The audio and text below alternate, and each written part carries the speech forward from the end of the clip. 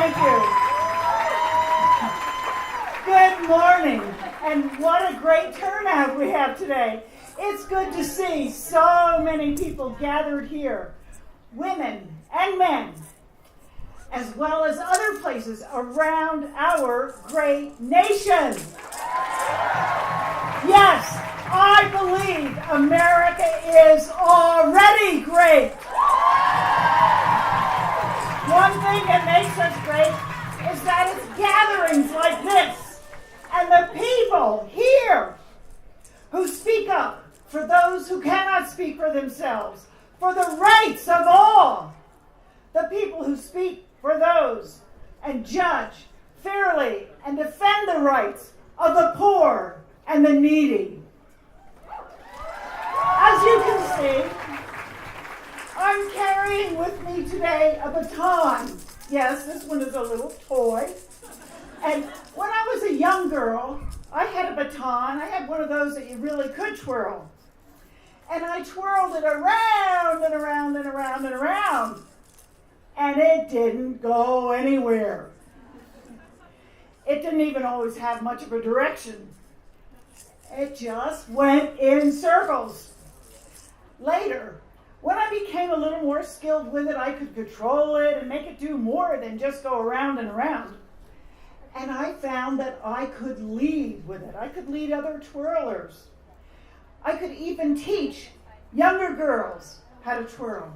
But then, many years later, I discovered that a baton is often used by a drum major. And you know, in his last sermon, which wasn't planned to be his last sermon, Dr. Martin Luther King talked about drum majors for peace, for justice and righteousness. A drum major leads. I use this example to show how we grow from being in our own little circles to reaching out and getting involved in our communities, to show that we can be drum majors. Some drum majors are helping to feed the poor. Some are helping to find shelter for the homeless. Some are educators. Some are health professionals. Some are road builders, and some are street cleaners. Some are service employees. Some are working for social justice, and some are protecting us. These are the people that make America great. And America is great already. When I was learning to twirl, I had no idea what leadership could really mean. It was later in life, when I began to volunteer in my local community. I was a Girl Scout leader, a Brownie leader. I helped with church youth organizations. I served on various boards, such as the Children's Home and Aid Society, the Habitat for Humanity, Urbana Park District Advisory Council. I found I really enjoyed serving in the community. Then I ran for Champaign County Recorder and served all of the people of Champaign County. I began to realize that I still carried a baton. But now it had some direction.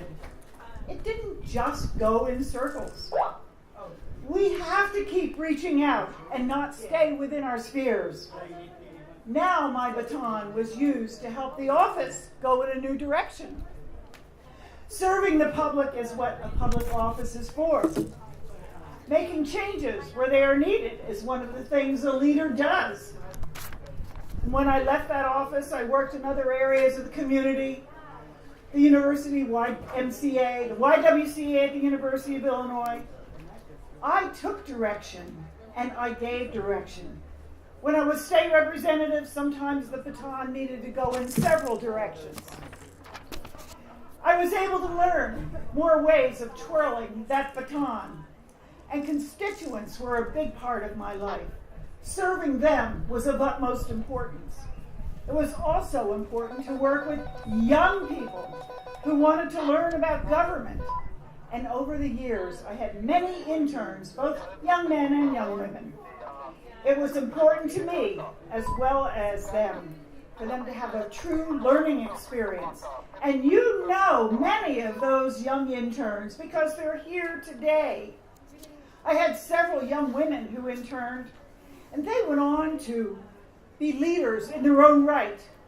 Some went to work in offices in Washington, D.C., some in Springfield.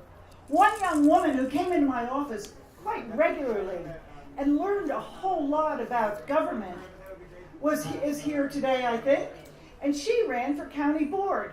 Shana knew from working in various offices how to run an effective and winning campaign. Now, it's the right thing for older people like me to help prepare the way, mentor the way, and then get out of the way. I hope, and I've heard today that there are several young women in this audience who are ready to grab the baton and swirl and become a drum major.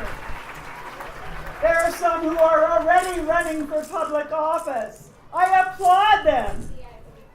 I'm proud of the men in my life, my husband, my sons, my grandsons, but I'm especially proud of the young women who interned and volunteered and went on to serve the public and those who are still serving the public. I know that might sound like a bias, but today it is. And I want to pass on the baton to the young women who are looking to lead our communities and our government. Thank you very much. America is already great.